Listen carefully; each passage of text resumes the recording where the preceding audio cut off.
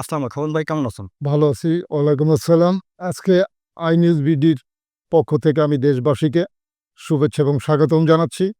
বাংলাদেশের যে রাজনৈতিক পরিস্থিতি, সেই পরিস্থিতির প্রেক্ষাপটে আই নিউজ আমাকে ডেকেছেন। এজন্য আমি তাদেরকে ধন্যবাদ জানাচ্ছি।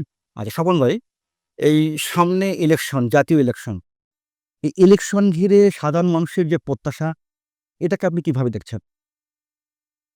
আগামী নির্বাচনে বাংলাদেশের জনগণের, আমি বলি দেশবাসীর অনেক প্রত্যাশা। কিন্তু তবে সেই প্রত্যাশার মাঝেও আমরা অনেক উৎকণ্ঠা দেখতে পাচ্ছি। জনগণ এখন আসলেই বুঝতে পারছে না যে সামনে কোন দিকে যাবে। তবে আমার ধারণা, যদি জনগণ ঐক্যবদ্ধ থাকে, আমাদের যে রাজনৈতিক দলগুলো যে বিভেদ আছে, সেই বিভেদকে অতিক্রম করে আমার মনে হয় বর্তমান অভ্যন্তরীণ সরকার বাধামুক্ত সাহসী পদক্ষেপ নিয়ে এগুলো উত্তরণ করে সুন্দর, সুষ্ঠু এবং সুনিপুণ একটু নির্বাচন, পক্ষপাত মূল্য একটু নির্বাচন দেশবাসীকে উপহার দিতে পারবে। এটা আমি অন্তর্বর্তী সরকারের কাছ থেকে আশা করছি। সরকার কিন্তু ইতিমধ্যে ঘোষণা দিয়েছে, সামনে যে ইলেকশন ডিসেম্বর কিংবা ফেব্রুয়ারির মধ্যে হতে পারে।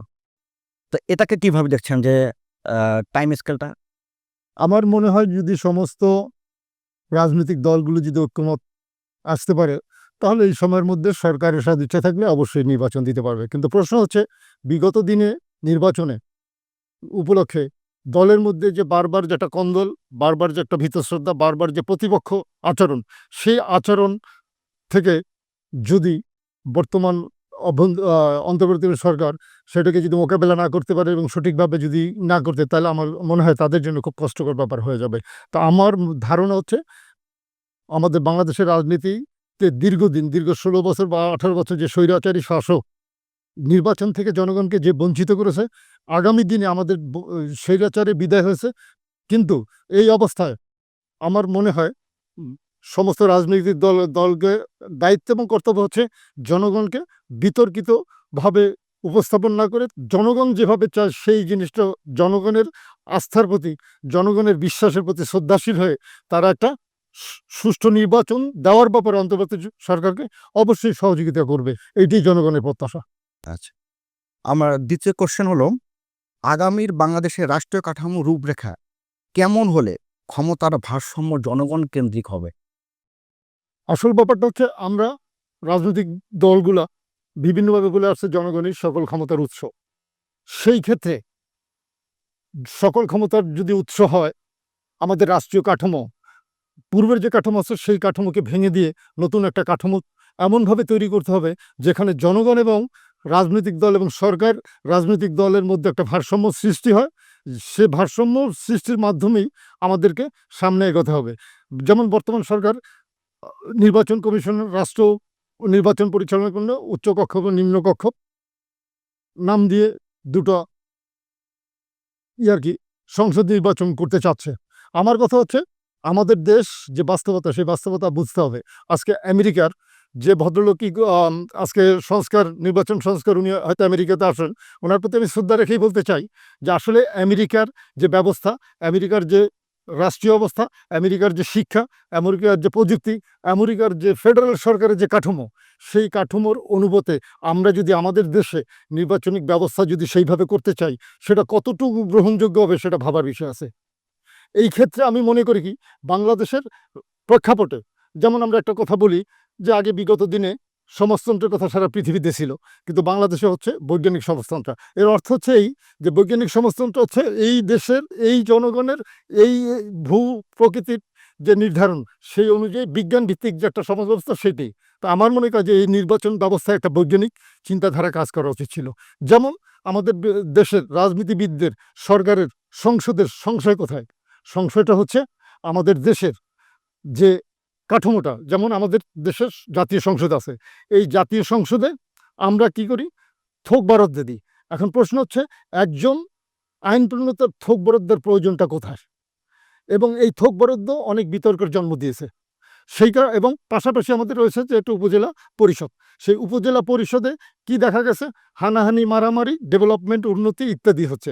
এখন আমার প্রশ্ন হচ্ছে, যদি বাংলাদেশে দুইটা সংসদ করতে হয়, একটা সংসদ করা উচিত ডেভেলপমেন্ট সংসদ, অর্থাৎ 400 উপজেলা সেখানে 500 নিয়ে একটা সংসদ করা উচিত, যার কাজ থাকবে শুধু ডেভেলপ, এবং এই ডেভেলপমেন্টের দায় দায়িত্বের একজন অভিভাবক থাকবে। আমাদের সংবিধান আছে ন্যায়পাল, ন্যায়পালের কাজ হবে যে এই যারা উন্নয়নের ক্ষেত্রে যারা দুর্নীতি করে, যারা অনিয়ম করে, যাদের ব্যবস্থা নতুন কোনো ব্যবস্থার জন্য তাদেরকে দায়িত্ব হচ্ছে সেই দায়িত্বটা পালন করা, যেখানে কোনো ঘুষ দুর্নীতি না হয়। দ্বিতীয়ত হচ্ছে জাতীয় সংসদ হবে 300 আসনের পার্লামেন্ট, এই 300 আসনের পার্লামেন্টের দায়িত্ব হচ্ছে দেশের আইন প্রণয়ন করা। সেই দেশের আইন প্রণয়নের জন্য কি প্রয়োজন? প্রয়োজন হচ্ছে তাদের থোক বরাদ্দ বন্ধ করা, প্রয়োজন হচ্ছে একজন এমপি যখন নির্বাচিত হবে মোটা অঙ্কের একটা ভাতা পায়, এবং বিনা ট্যাক্সে বিদেশ থেকে গাড়ি আমদানি করতে পারে। এই যে লোভ লালসা, যে এই যে ব্যবসা বাণিজ্য এমপিওদের মধ্যে, এইটারে চিরতরে মুছে ফেলতে হবে। এখন আমরা যদি আমরা যদি স্থানীয় সরকারকে, আমরা যদি এটা স্থানীয় পার্লামেন্ট বা উন্নয়ন পরিষদ সেইভাবেই করি, স্থানীয় সরকারটা পুরো স্থানীয় সরকারের মধ্যে চলে যাক, আইন প্রণেতাটা পুরো আইন প্রণেতার মধ্যে চলে যাক। এখানে নির্বাচিত হবে প্রধানমন্ত্রী, ওখানে ন্যায়পাল, এখানে প্রধানমন্ত্রী। এখন প্রশ্ন হচ্ছে যে প্রধানমন্ত্রী হলে রাষ্ট্রপতির সাথে একটা বিরোধ, কারণ রাষ্ট্রপতি নির্বাচন দেয়, নির্বাচিত করে পার্লামেন্ট। আমার মতে এখানেও ভারসাম্যের জন্য তারা যে ব্যবস্থাই করুক না কেন, যদি জনগণকে সম্পৃক্ত করতে হয়, যদি জনগণের সরকার করতে হয়, যদি জনগণকে ক্ষমতার উৎস করতে হয়, তা জনগণের সরাসরি ভোটে রাষ্ট্রপতি নির্বাচন হওয়া উচিত, এটা আমি মনে করি। এবং সেখানে কি হবে, পার্লামেন্ট রাষ্ট্রপতির প্রতি যদি কখনো অনাস্থা আনে, সে অনাস্থা গ্রহণযোগ্য হবে। কিন্তু যদি রাষ্ট্রপতিকে চূড়ান্ত প্রতিবেদন চূড়ান্ত অব্যাহতি দিতে হয়, তখন গণভোট দিতে হবে, যে কারণে রাষ্ট্রপতি সরাসরি গণভোটের আওতায় আনতে হবে। তখন হবে কি, ক্ষমতার ভারসাম্য হবে। হ্যাঁ, প্রশ্নটা হচ্ছে তাহলে দেশ যে পরিচালনা করবে কে কিভাবে করবে?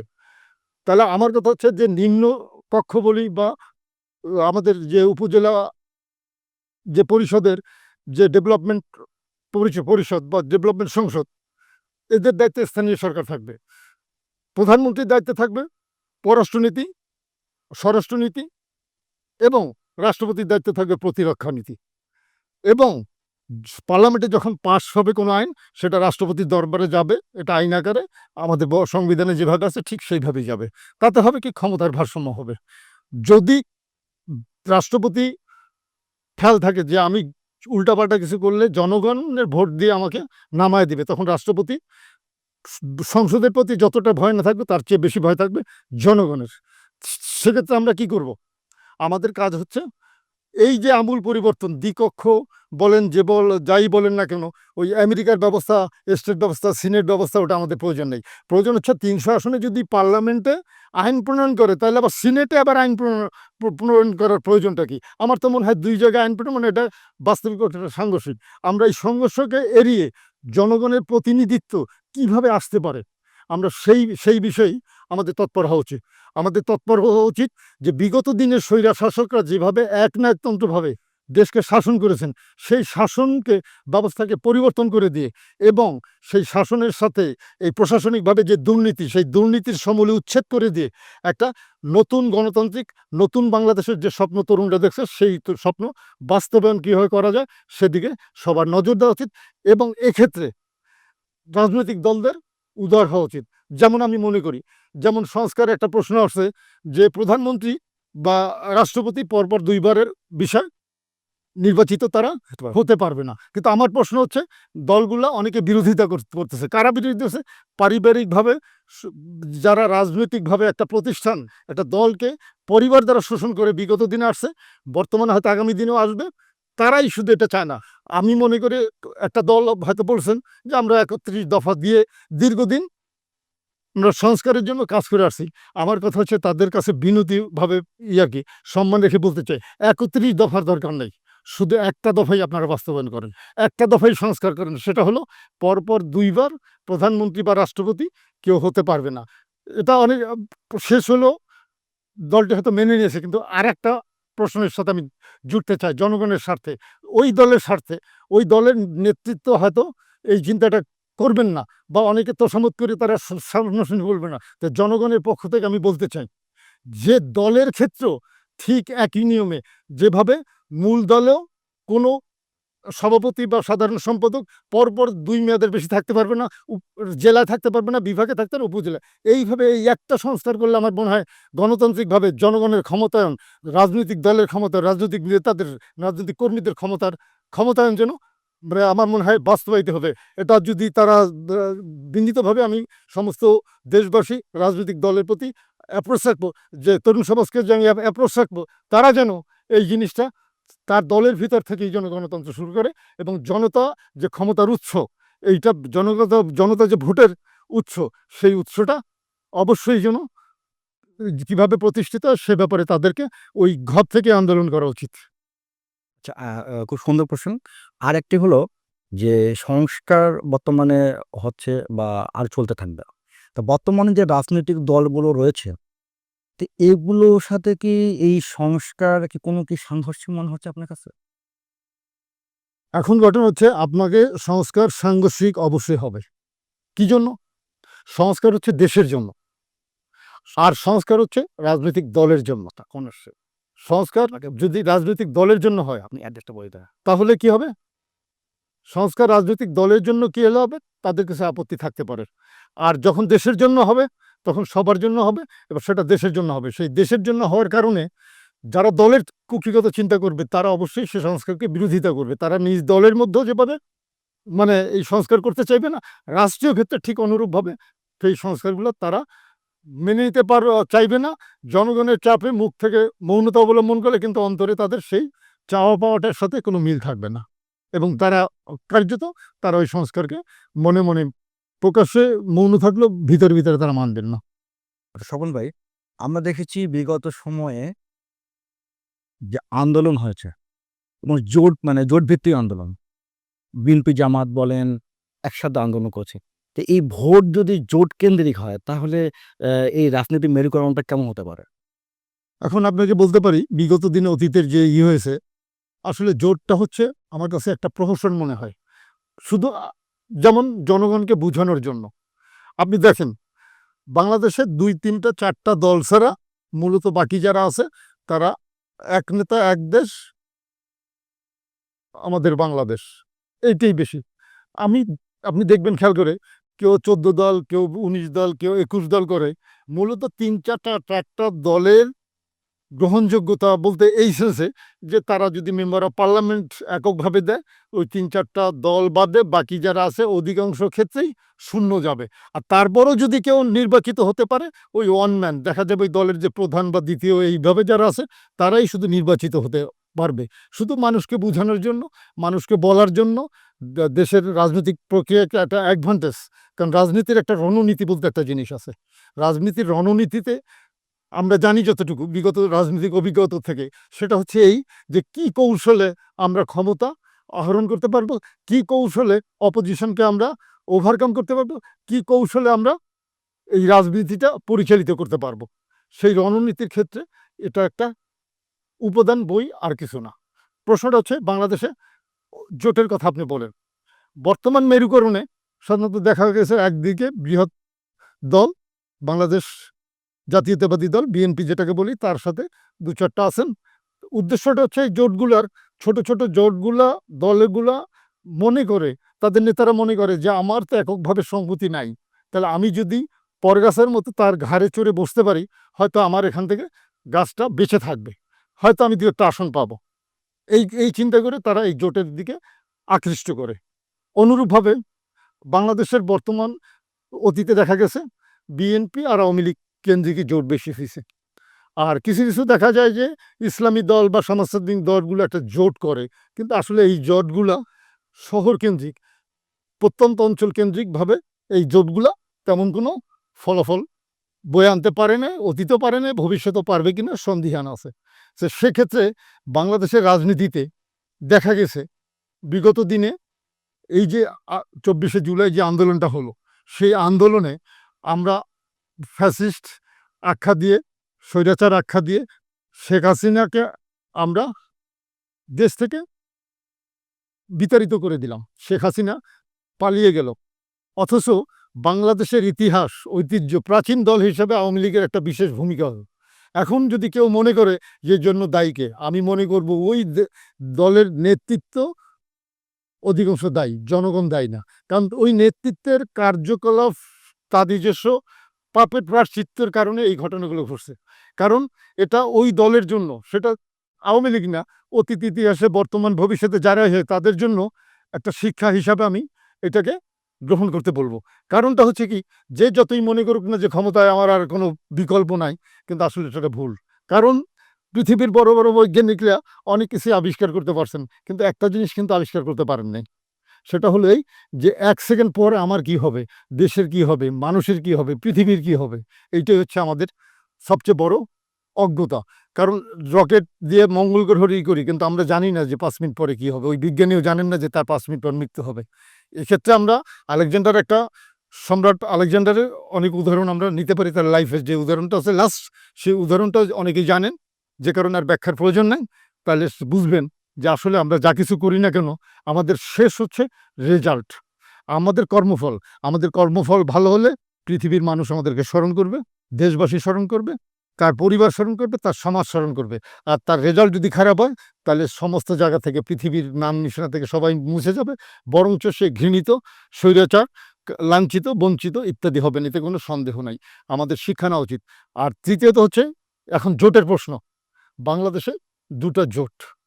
অনেকে বলেন, অনেকের ধারণায় যে একটা জোট, আর এদিকে ইসলামী দল, তারপর সমাজতান্ত্রিক দল, তারপর ৩ ভিপির দল। ৩ ভিপি বলবো মূলত এই যে নূর, মান্না, আসামরক, মূলত ওদের মঞ্চে এরাই আসে। এর সাথে কমিউনিস্ট পার্টির কিছু লোকজন আছে, বাসুদের একটা জোট আছে, কমিউনিস্ট পার্টি জোট আছে।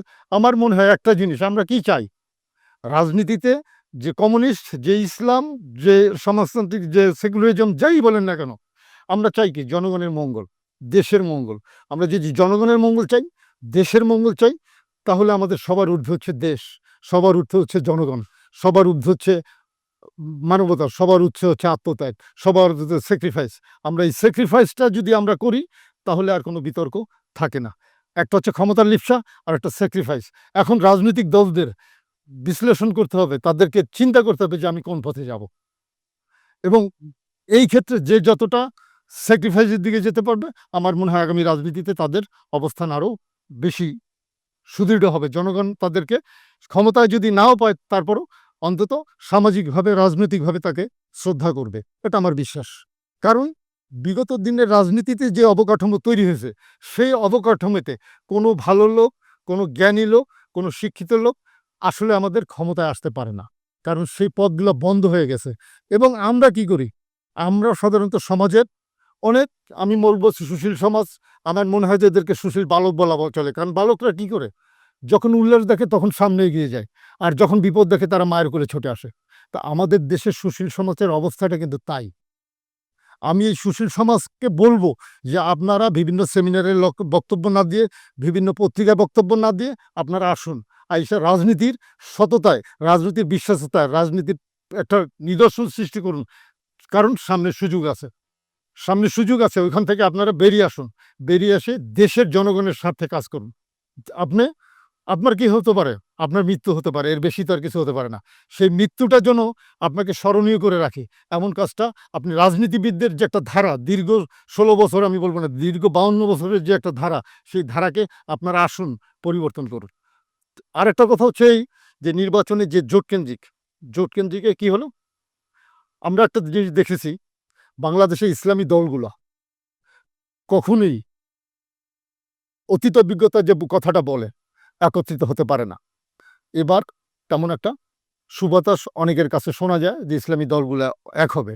এখন আমার প্রশ্নটা হচ্ছে ওই জায়গাটা, আমরা আন্দোলন ২৪-এ কেন করেছি?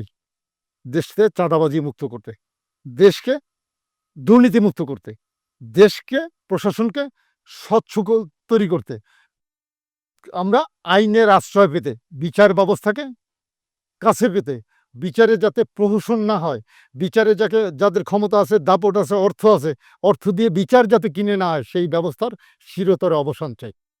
তো সেক্ষেত্রে শেখ হাসিনাকে আমরা সেই কারণে বিদায় করলাম। কিন্তু শেখ হাসিনা ৫ই আগস্ট চলে গেলেন, কিন্তু এরপর জনমনের একটা প্রত্যাশা বা একটা আর কি উৎকণ্ঠা, যে এখনো চাঁদাবাজি কমে নাই, কোনো কোনো ক্ষেত্রে বেড়েছে। সহিংসতা কমে নাই, কোনো কোনো ক্ষেত্রে বেড়েছে। দুর্নীতি কমে নাই, কোনো কোনো ক্ষেত্রে বেড়েছে। এখন প্রশ্ন হচ্ছে এখন কারা করতেছে? সেই আওয়ামী লীগের স্বৈরাচার, চাঁদাবাজ এরা তো নাই। তাহলে কারা এগুলো করে? অবশ্যই দেশবাসীর একটা প্রশ্ন আছে। তাহলে সেই ক্ষেত্রে আমি বলবো যে অনেকেরই জানা আছে কারা করে। তাদেরকে বাদ দিন। তাদেরকে বাদ দিয়ে একটা কথাই আপনারা বলুন, কোনো দল তার আদর্শ যতটুকু স্যাক্রিফাইস করা দরকার বা যেখানে সীমানা আছে ওই সীমানায় দাঁড়িয়ে আপনারা বলুন যে আমরা এইগুলোর বিরুদ্ধে, এবং এইগুলো যারা করবে তাদের বিরুদ্ধে, এবং ওইগুলো যারা করবে তাদের সাথে আমাদের কোনো ঐক্য নাই। আমরা বাকিও শুধু ওই শ্রেণীকে, বাকি যারা আছে সমস্ত দল মিলে যদি একটা ঐক্য করে, তখন যদি অপ্রত্যাশিত কিছু ঘটে যায়, এটা আশ্চর্য হওয়ার কিছু নেই। এবং দেশের জনগণ আমার মনে হয় সে অপ্রত্যাশিত কিছু জিনিস চায়, যে যে জিনিসটার মাধ্যমে আগামী দিনে এ দেশে একটা সাম্য, ন্যায়, দুর্নীতিমুক্ত, চাঁদামুক্ত দেশ তৈরি হবে। আচ্ছা, ধন্যবাদ। আরেকটি কোশ্চেন হলো, আগামী নির্বাচনে প্রশাসনিক যে নিরপেক্ষতা এবং আন্তর্জাতিক প্রভাবমুক্ত থেকে নির্বাচন করাটা মানে কতটুকু চ্যালেঞ্জ মনে করছেন, মানে ম্যানেজ করছে সরকার? আমার মনে হয় আপনি মুখে যত কিছুই চান না কেন, মুখে যত কিছুই আপনি চান, যদি আপনার ব্যবস্থা যদি না থাকে, তাহলে আপনি সেটা কিভাবে দিবেন? ওই ব্যবস্থাকে আপনাকে শক্তিশালী করতে হবে। যেমন আমি আপনাকে যদি যে এক গ্লাস পানি দিয়ে যদি আপনি ঢালেন, আপনার যদি জগ থাকে একটা, তা আপনার হাতে যদি এক গ্লাস পানি থাকে, ওই জগের কাজ কিন্তু আপনার গ্লাস দিয়ে হবে না। এইটাই হচ্ছে বাস্তবতা। বাস্তবতাটা হচ্ছে এই যে নির্বাচন কমিশনার দীর্ঘদিনে আমাদের নির্বাচন কি করছে? কলঙ্কিত করেছে। কারা করছে?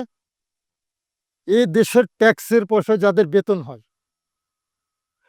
এ দেশের গরিব মানুষের উপর যারা লাঠি ছড়ায়, এ দেশের দুর্নীতি করলে যাদের সম্পদের হিসাব দিতে হয় না, যাদের কাছে সম্পদের হিসাব চাইলে ঘেরাও আন্দোলন হয়, তাদের দিয়ে আপনি কি করে, আমার প্রশ্নটা হচ্ছে কি করে আপনি নিরপেক্ষ নির্বাচন চান? এখানে একটা সাংবিধানিক একটা ব্যাপার আছে। শুধু এখানে নয়, সংবিধানে লেখা আছে প্রধান নির্বাচন কমিশন তিনি নির্বাচিত হবেন সরকার প্রধান বা রাষ্ট্রপ্রধানের প্রতি আনুগত্যশীল। এখন প্রশ্ন হচ্ছে আমাদের দেশে সরকার প্রধান বা রাষ্ট্রপ্রধান একটা দল থেকে নির্বাচিত হয়। তো একটা দল থেকে নির্বাচিত যে ব্যক্তি সার্চ কমিটি করেন আর যে কমিটি করেন না কেন, তার মাধ্যমে যে ব্যক্তিটা আসবে, সেই ব্যক্তি তো কখনো নিরপেক্ষ হবে না, বা নিরপেক্ষভাবে কাজ করতে তাকে দিবে না। দুইটাই সমস্যা, সে হবেও না এবং তাকে নিরপেক্ষভাবে কাজ করতে দিবেও না। তাহলে সমাজের কি? সমাধানটা হচ্ছে এইখানে যে নির্বাচন প্রতিষ্ঠানকে, নির্বাচন কমিশনারকে একটা আলাদা প্রাতিষ্ঠানিক রূপ দেবে, যেমন বিচার ব্যবস্থা একটা আলাদা প্রাতিষ্ঠানিক রূপ দিচ্ছে ঠিক নির্বাচনের। সেটা আমি আপনাকে একটা উদাহরণ দিতে পারি। সেটা হচ্ছে এই, দেখেন বিগত দিনে আমরা কি দেখলাম নির্বাচনে? বিগত দিনে দেখলাম যে নির্বাচন কমিশনার একজন ডিসি হচ্ছে প্রিজাইডিং অফিসার, অর্থাৎ ওই ডিসি ওই জায়গার যত কাটাকাটি, দিনের ভোট রাত্রে, এরকম অভিযোগ অনেক ডিসি আছে এবং আমরা পেপার পত্রিকা অহরহ দেখতে পাচ্ছ। এখন প্রশ্নটা হচ্ছে এই, যে বাংলাদেশের যখন নির্বাচন হয়, নির্বাচনকালীন সরকার স্থগিততায় রুটিন ওয়ার্ক করে, কিন্তু নির্বাচন পরিচালনার জন্য সমস্ত ক্ষমতার মালিক হয় প্রধান নির্বাচন কমিশন। এটা আমরা তারে সাংবিধানিকভাবে হোক, অর্ডিন্যান্সের হোক, প্রজ্ঞাপনের মাধ্যমে হোক, আমরা তাকে দিয়েছি। এখন প্রশ্নটা হচ্ছে এই জিনিসটাই যদি প্রধান নির্বাচন কমিশনার তার থেকে বিভাগীয় জেলা, জেলা থেকে উপজেলায় একটা প্রাতিষ্ঠানিক রূপ রাখেন, তাহলে কিন্তু এই সমস্যাটা ধীরে ধীরে কমে আসবে। যেমন এখানে যত মন্ত্রণালয়, এটা নির্বাচন কমিশনার, প্রধান নির্বাচন কমিশনার যে রায় দিবেন, যেভাবে কারে কারে বদলি করা লাগবে, যা কিছু করা লাগবে, সব কিছু তার একটি আছে। ঠিক একটা জেলা শহরও নির্বাচন যে থাকবে, অফিসার থাকবে, ওই নির্বাচন অফিসারের আয়ত্তে থাকবে ডিসি, এসপি, যাবতীয় যারা আছে তারা একটা প্রাতিষ্ঠানিকভাবে গড়ে তুলবে।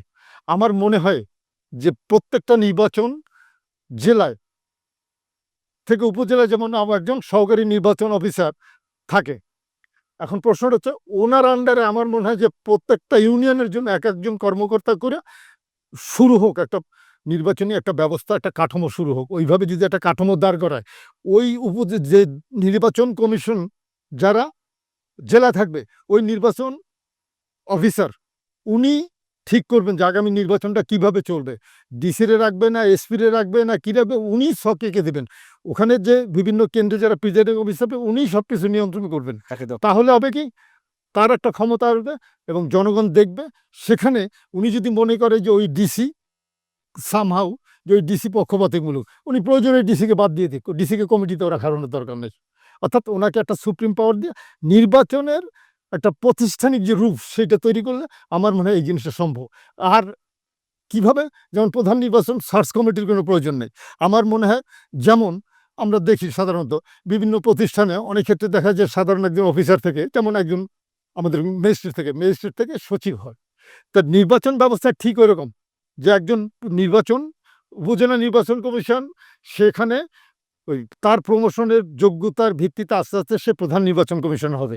হ্যাঁ, এখানে একটা জিনিস আপনি করতে পারেন, যে কারণ হচ্ছে কি, ওই লোকটা যদি দেখা গেল সিনিয়র লোকটা ভালো না, তখন ওইখানে 50 জন বা 25 জন বা যে একটা থাকবে, সিনিয়র যারা অফিসার থাকবে, এদের একটা কমিটি করে দিয়ে বিভিন্ন অর্গানাইজেশন, যেমন রাষ্ট্রপতি দপ্তর, প্রধানমন্ত্রী দপ্তর, সেনাবাহিনীর দপ্তর, বিচার বিভাগের দপ্তর, তারপরে ওই যে এইভাবে সেই দপ্তরের একজন একজন করে থাকবে, ওনরা থাকবে, ওনরাই ওইখানে ডিসাইড করবেন।